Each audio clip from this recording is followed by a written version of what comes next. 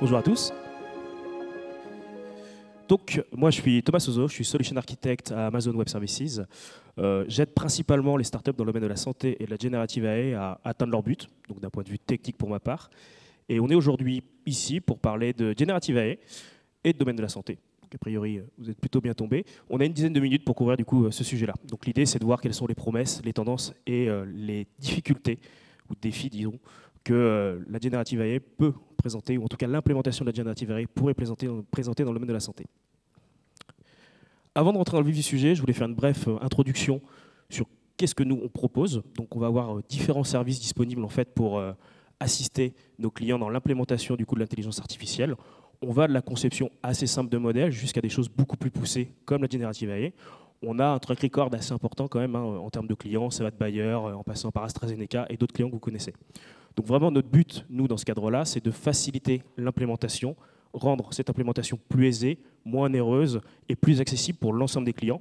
Des grosses références comme on a ici, jusqu'aux startups, en leur fournissant des solutions plus simples, moins coûteuses et plus accessibles. Ah, ça va-t-il ? Voilà. Avant de parler de santé, je voulais juste repréciser une chose. Aujourd'hui, l'adoption de la Generative AI est plus importante et a été plus rapide que quasiment n'importe quelle autre adoption dans le domaine de la tech. On voit ici que sur une technologie qui a seulement quelques années d'existence, on a aujourd'hui 40% des Américains qui ont déjà au moins une fois utilisé la Generative AI pour répondre à un besoin, pour répondre à des tâches. Ça peut être des tâches plutôt simples, ça peut être des tâches complexes. On est bien plus rapide que ce qu'on a pu constater pour Internet ou pour le personnel computer à ce stade-là. Donc on n'est pas sur un effet de mode, on est vraiment sur quelque chose qui aujourd'hui a une utilité, malgré le fait qu'on soit, je dirais pas balbutiement, mais au début du coup, de cette ère-là. Donc on va vers j'espère, grandes choses. D'un point de vue santé, aujourd'hui, malgré le fait que la technologie n'ait que quelques années, on a plus de 60% pardon, des organisations dans le monde de la santé qui pensent avoir un retour d'investissement positif si jamais elles investissent dans la Gen AI.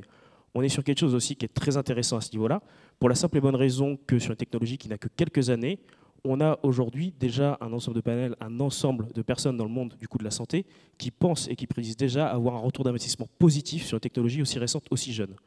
Donc encore une fois, ça montre bien en quoi l'implémentation et l'usage de ce type de technologie a un avenir dans le monde de la santé plutôt positif. Dernier chiffre que je voulais partager avec vous avant de rentrer un petit peu plus dans le concret. Aujourd'hui, la Generative AI est en phase de croître plus rapidement que dans le secteur de la santé que dans n'importe quel autre secteur. Donc là, on voit sur le graphique présenté ici, il faut surtout regarder les valeurs à droite, que par rapport au monde de la finance, que par rapport au monde des médias, on prédit que dans les 5 prochaines années, on va être à peu près à 85% de croissance dans le monde de la santé, comparé à moins 70% à peu près, 75% pour le monde du coup de la finance. Donc on est vraiment, encore une fois, dans un écosystème, on est vraiment en fait dans un ensemble du coup d'entreprises qui vont du coup exploiter cette Generative AI de manière plus efficace, plus rapide en tout cas, on le pense, que dans d'autres secteurs. Pour parler un peu plus d'applications, aujourd'hui on prédit pas mal d'usages différents autour de ça. Donc là on est vraiment dans le côté santé. Ça va vraiment des premières étapes, donc clinical workflow, care management, patient engagement, recherche et autres. Donc vraiment le but de ces implémentations est de faciliter finalement l'usage du coup de la santé, la vie du coup du patient et tout ce qui s'ensuit autour de ces usages-là. Donc par exemple sur patient engagement, l'idée là-dessus c'est d'avoir potentiellement de meilleurs engagements auprès des patients, un meilleur suivi auprès des patients qu'on peut l'avoir aujourd'hui, toujours dans le but du coup d'assister le praticien dans sa démarche.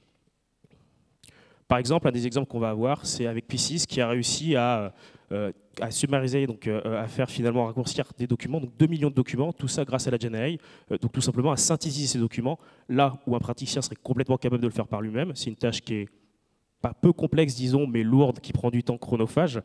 En utilisant de la Generative AI, il est possible du coup de réduire le temps sur ces tâches-là, donc de gagner du temps, donc de laisser le praticien se concentrer sur des tâches à plus forte valeur ajoutée à terme dans son usage. Autre exemple, Hopper qui propose du coup un assistant, encore une fois pour le praticien, là plutôt dans le domaine de la radiologie, où en fait en passant du coup des radios, Hopper va être capable de déduire finalement certaines pathologies. Là pareil, ça peut être intéressant pour le praticien, non pas pour remplacer le praticien, mais bien pour l'assistance à démarche, donc avoir par exemple la second avis médical sans avoir besoin de solliciter un confrère. Pareil, ça permet aussi d'accélérer du coup ce type de traitement et ses usages. Autre application qu'on constate aujourd'hui dans le monde de la GenAI, c'est au niveau de la life science. Donc là, on est vraiment plutôt sur le côté drug discovery, drug development, et se dire qu'en fait, la GenAI pourrait avoir des vraies applications, pourrait permettre de réduire drastiquement le temps de mise sur le marché du coup des nouveaux médicaments, in fine aussi de réduire les coûts, du coup en intervenant sur, non pas l'ensemble, mais quasiment l'ensemble des étapes du coût de production d'un médicament. Juste un chiffre que je voulais rappeler, aujourd'hui la mise sur le marché d'un médicament, c'est approximativement 2 milliards, plus ou moins, donc on est quand même sur quelque chose d'assez onéreux, et c'est pour ça qu'on espère que la générative AI va avoir un impact positif sur ces valeurs-là. De manière un peu plus concrète, là on a début de process que vous devez connaître du coup pour la conception du coup de nouveaux médicaments. Je ne vais pas rentrer dans le détail des slides, je pourrais vous les envoyer après si vous avez des questions, mais globalement on pense que sur chaque étape, quasiment chaque étape du coup de la mise sur le marché du médicament, la générative AI pourrait avoir un impact. Donc là on est vraiment sur le début du pipeline. Là on va être sur la seconde partie du pipeline, donc plutôt tout ce qui va être réglementaire, contrainte réglementaire, où pareil on pense que la GenAI pourrait avoir un impact positif à ce niveau-là. Ça a été quantifié, en tout cas estimé du coup par Ernst Young, qui a publié ce papier-là et qui nous dit que sur toutes les phases, hormis phase clinique, ce n'est pas couvert par ce papier-là, on estime en moyenne qu'il y aurait une réduction du coût de 60%. Donc c'est quand même assez important quand on sait que les essais cliniques représentent à peu près 2/3 du coût de mise sur le marché d'un médicament. Donc le tiers restant pourrait être réduit de 60% via les applications de GenAI dans un futur plus ou moins proche. Dernière chose dont je voulais parler avec vous. Aujourd'hui, ce qu'on constate auprès de nos startups, quand on parle de GenAI et d'applications qu'ils en font, c'est qu'on va avoir 3 grands types. Le premier, c'est vraiment les startups qui vont entraîner leur propre modèle presque from scratch. Là, on est sur un coût qui va de quelques millions à quelques dizaines de millions pour réaliser cet entraînement. Donc là, on repart vraiment de rien, on rentraîne tout. Pour enfin, à terme, avoir un modèle qui va être exploitable et qui aurait du coup un usage concrètement dans le monde de la santé. Le niveau intermédiaire, c'est du fine-tuning. Donc là, on est plutôt sur le reprendre un modèle existant, type DeepSeek ou d'autres types de modèles qui sont sortis de manière assez récente pour venir du coup rajouter de la donnée, le réentraîner pour qu'il ait un niveau de fonctionnement un petit peu différent et qui réponde à un usage. Là, on va être de quelques centaines de milliers de dollars à quelques millions. Et le dernier cas, c'est vraiment venir rajouter de la donnée dans le modèle sans le réentraîner. Donc juste apprendre le modèle, lui faire ingérer plus de données pour qu'il puisse répondre du coup selon les données qu'on lui envoie. Là, on va être à quelques dizaines, voire quelques centaines, voire quelques milliers de dollars, pas plus. Si vous avez des questions, je reste dans la salle, n'hésitez pas à venir me voir après. Et puis merci.